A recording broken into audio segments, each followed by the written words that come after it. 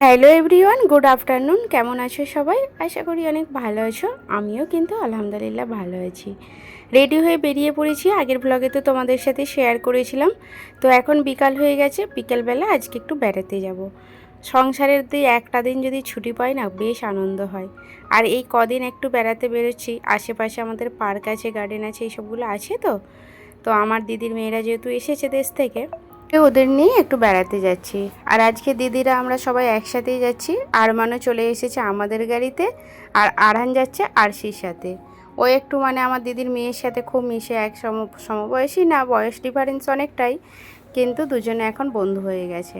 আর যেখানে আরশি থাকবে সেখানে আরমান থাকবে, আর আরহান থাকবে, আরমান না। আরমান আমার সাথেই থাকে বেশি।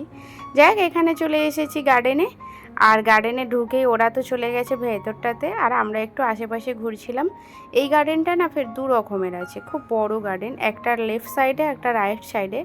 তো আমরা কিন্তু রাইট সাইডের গেটে ঢুকেছি। লেফট সাইডেরটার দিকে ঘুরতেও যতক্ষণ সময় লাগবে, আর রাইট সাইডের দিকেও ঘুরতে ততক্ষণই সময় লাগবে। সেই হিসাবে এই দিকটা একটু গাছপালা, ফুল গাছ, বাচ্চাদের খিলৌনার খেলার জায়গাগুলো বেশি আছে বলে এই দিকটাতেই আসলাম।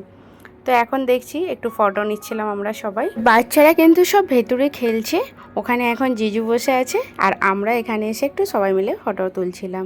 আর এই যে গার্ডেনে ভিড়টা দেখতে পাচ্ছ কী পরিমাণে আছে। তো ওই বাচ্চাদেরকে কিন্তু সপ্তাহে একদিন, যেহেতু সানডে ছিল, তো সানডেতে না সব জায়গাতেই আমাদের এই মুম্বাই মার্কেটে সব জায়গাতেই ভিড়টা লেগে থাকে। কারণ সানডেতে ছুটির দিন, সবাই বাড়িতে থাকে, বাচ্চা কাচ্চা সবাই সবাইকে নিয়ে বেরোয়। আমরাও তেমন বেরোই। আমাদের সানডে কি মানডে কি রাজা যখন বাড়িতে থাকে তখনই কিন্তু আমরা বেরিয়ে পড়ি। আর কম বেশি আমি একটু ঘুরতে খুবই পছন্দ করি। সেই হিসাবে এরাও যে এসেছে, এদেরকেও রোজ বিকালে একটু নিয়ে বেরোনোর চেষ্টা করছি।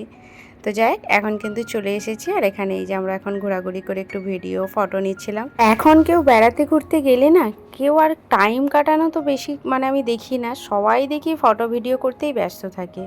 তো এই যে গার্ডেনে এসে একটু বসবো, সেই সময়টা আর আমাদের হয়ে ওঠে না। মাঝে মাঝে রাজাকে বলি বাবুকে আর ফোনটাকে ঘরে রেখে চলে আসবো, আমরা দুজনে এসে একটু গার্ডেনে বলো যেখানেও গিয়ে বসবো। আমার বাবুকে এখন যদি আরশির কাছে ছেড়ে দিই, ও কিন্তু আমাকে আর ইয়াদ করবে না, কারণ আরশির সাথে এখন এত দোস্তি হয়েছে যে সারাক্ষণ ও ওর জন্য পেরেশান হয়ে থাকে। আরশির বাড়িতে ছেড়ে দাও তো খুব খুশি। তো সেই হিসেবে রাজাকে তাই বলি মাঝে মাঝে বাবুকে একটু দিদির বাড়িতে রেখে আমরা দুজনে ঘুরে আসব। তবে যতই বলি কিন্তু ওকে ছাড়া আমি আধরা। ওকে না নিয়ে গেলে না, শুধু নিয়ে নয়, ও যদি বাড়ি থেকে টিউশন পড়তে 1 ঘন্টার সময়টা লাগে, ওই 1 ঘন্টা যে আমার মধ্যে কি হয় সেটা আমিই জানি। বাড়িতে পেরেশান করুক যাই করুক, কিন্তু বাড়ির ছেলে বাড়িতে যদি না থাকে, সামনে একটা আওয়াজ শোনায়, দাঁড়াও, এত ন্যাচারাল একটা পাখিদের আওয়াজ আসছে।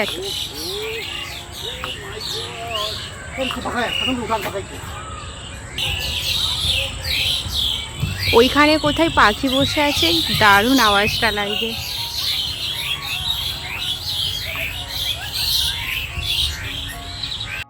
গার্ডেনটা দেখেই মনে হচ্ছে ভুতিয়া গার্ডেন, হ্যাঁ না? এদিকটা তো দেখে মনে হচ্ছে না ভুতিয়া ভুতিয়া। আন্ধেরা হয়ে গেছে। এখানটায় দেখ কেমন ভয় লাগবে দেখলে, হ্যাঁ না? গার্ডেনে এসে সবাই আমরা ছাড়াছাড়ি হয়ে গেছে। রাজা আছে এখন বাচ্চাগুলোকে নিয়ে পার্কের ভেতরটাতে, আর দিদি জিজু কোথায় আছে জানি না। আমি সোনু একদিকে হয়ে গেছি, শিল্পী একদিকে হয়ে গেছে। তো এখন অন্ধকার হয়ে গিয়েছিল বলে না, গার্ডেনটার ভেতরে তবে প্রচুর পরিমাণে গাছপালা আছে, তো বেশ ভয়ও লাগছিল। আর এই যে গেটে তালা মেরে দিয়েছে, ভেতরে অনেকেই এখন আছে, যেহেতু অনেকক্ষণ ধরে হুইসেল বাজাচ্ছিল, কেউ আর বাইরে আসছিল না। তো যাই হোক, আমরা আসার পরেই দেখছি তালাটা লাগিয়ে দিয়েছে, ওই বাইরে থেকে ভেতরে কাউকে যেতে দেবে না। ওই ভেতর থেকে বাইরে যখন কেউ আসবে একটা করে গেট খুলবে আর বার করবে। এই দেখেছো, বাড়িতে একদিন সপ্তাহে আমি শান্তি পাবো না সংসার থেকে। এখানে এসেও সেই বাজার যখন দেখতে পেলাম, একদম ব্যাগ ভরে বাজার করে নিয়েছি, কারণ সবজি বাজার একটাও নেই। সেই হিসেবে ভাবলাম এখানে না ওই গাঁওটি সবজিগুলো পাওয়া যায়, গ্রামের যেগুলো চাষ করা। তো চাষের সবজির তো একটা স্বাদ আলাদা। তো আমাদের যেহেতু মার্কেট থেকে ওই নিয়ে আসা হয়, এখানে দেখছি মারাঠি আন্টিরা বসে বিক্রি করছিল পার্কের বাইরেটাতে। তো ভাবলাম তাহলে নিয়ে নিই। বেড়াতে যাই আর যেখানেই যাই, সংসার থেকে আমি কিন্তু ছুটি পাবো না। তো এই যে বাজারের দায়িত্বটা আমারই, আর আমাকেই এখানে বাজারটা করতে হলো দাঁড়িয়ে দাঁড়িয়ে।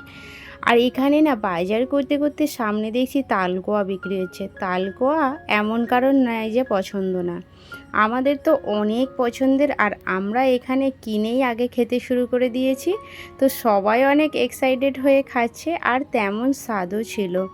তো বেশ ভালো লাগছিল। ওই 100 টাকায় 12টা কোয়া দেয়, একদম বড় বড় যে তাও না, কিন্তু ছোট ছোট। মনে হয় 100 টাকার কোয়া কিনলে দুজন হয়তো ভালোভাবে খেতে পারবে মন ভরে। তো ওই যাই হোক, সবাই মিলেমিশে খেলাম। খাওয়া দাওয়া করে আমরা 200 টাকার কিনেছিলাম, কিনে খাওয়া দাওয়া করে চলে এসেছি এখানে একটু চাটা পিয়ে নেবো বলে।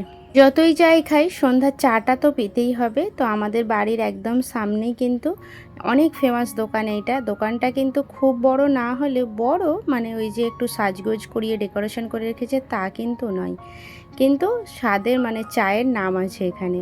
35 রকমের চা পাওয়া যায়। তো এই চায়ের দোকান আমাদের একদম বাড়ির সামনে, বাবুর স্কুলের অপোজিট সাইডে। তো এসে এখানে এই যে বাবুরা নিয়ে নিয়েছিল ম্যাগি, ফ্রেঞ্চ ফ্রাই, আর আমরা নিয়েছিলাম গার্লিক ব্রেড চা।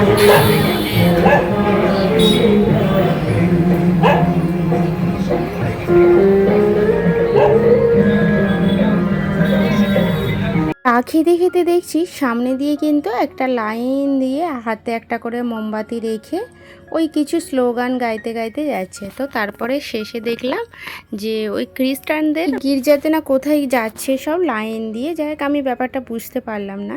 তো এখন রাজা শিল্পীকে আর সোনুকে আমাদের বাড়িতে দিতে যাচ্ছে, আর আমি একটু মাছ বাজারে যাব। সবজি তো নিয়ে নিয়েছি।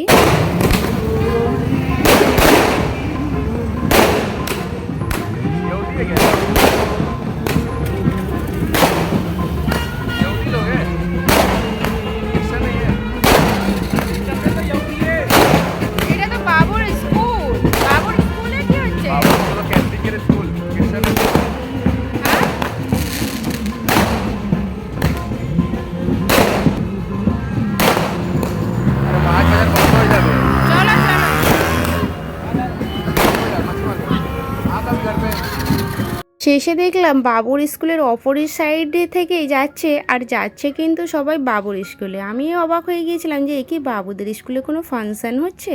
তো পরে দেখলাম যে না, রাজা বললে এটা খ্রিস্টানদের স্কুলটা, তো ওখানের ভেতরে ফাঁকা, তো অনেকটা স্কুলের ভেতরে প্রোগ্রামটা ওনারা ওখানেই রেখেছে। তো মাছ টাছ নিয়ে নিয়েছি, সাথে কিন্তু মন পছন্দের পাট শাক পেয়ে গেছি।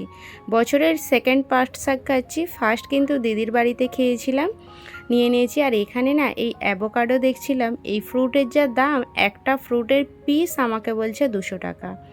আর এই যে ড্রাগন ফ্রুটটা 100 টাকায় দুটো বলছে। আর এই ফ্রুটটা মানে কতটা স্বাদ হবে আমি বলতে পারবো না, কিন্তু এই ফ্রুট আমি খুবই অপছন্দ করি। বাট আমাদের বাড়ির সামনে একটা ড্রাগন ফ্রুটের বাগান আছে, সেটা আমি এইবারে দেশে গেলে অবশ্যই তোমাদের সাথে শেয়ার করব। তার স্বাদ না অতুলনীয়। তো সেইখানে 100 টাকায় কিন্তু 200 টাকা কিলো দেয়, তো সেটার স্বাদও সেই পরিমাণে থাকে। তো যাই, এই করেই এখন বাজারটা করে বাড়ি যাচ্ছি। আজকের ভিডিওটা কেমন লাগলো অবশ্যই জানিও, আর প্লিজ আমার ভিডিওটি ভালো লাগলে কিন্তু চ্যানেলটি সাবস্ক্রাইব করে পাশে থেকো, আর একটা কমেন্ট রেখে যেও, আমি যেন তোমাদের পরিবারে অ্যাড হতে পারি। তাহলে দেখা হচ্ছে নেক্সট ভিডিও। টাটা।